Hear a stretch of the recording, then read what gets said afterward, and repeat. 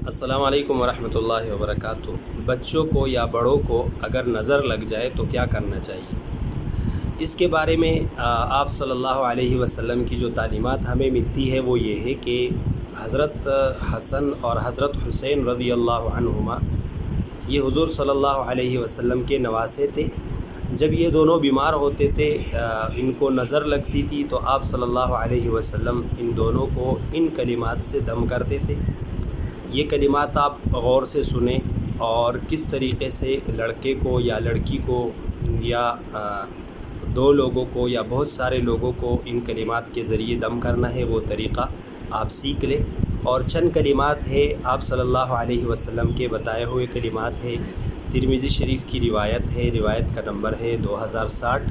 آپ خود ان کلمات کو سیکھ کر خود اپنے بچوں کو یا بڑوں کو کسی کو بھی دم کر سکتے ہیں ان کلمات کے ذریعے، اور یہ آپ صلی اللہ علیہ وسلم سے ثابت کلمات ہے، یہ بالکل اثر کریں گے، ان کے اثر کرنے میں کوئی شک نہیں ہے۔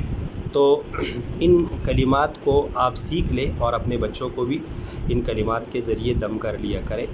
حضرت حسن اور حسین رضی اللہ عنہما بیمار ہو جاتے تھے تو آپ صلی اللہ علیہ وسلم ان کلمات کے ذریعے ان دونوں کو دم کرتے تھے۔ اعیذکما بکلمات اللہ التامات من کل شیطان وہامۃ ومن کل عین لامہ۔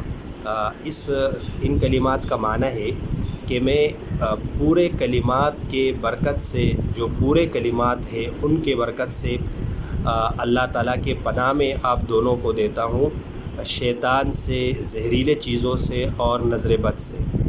اب اگر آپ نے اپنے دو بچوں کو دم کرنا ہے تو یہ ان کلمات سے دم کرے، اعیذکما کہے، کیونکہ کما جو ہے یہ عربی زبان میں دو کے لیے آتا ہے۔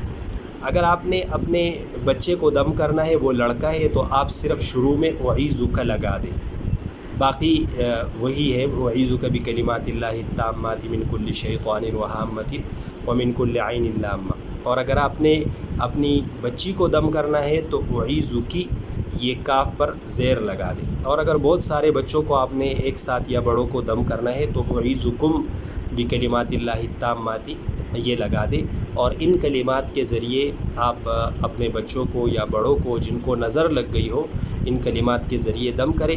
اگر کوئی اور بیماری بھی ہو تو وہ بھی انشاءاللہ ان کلمات کے برکت سے ختم ہو جائے گی۔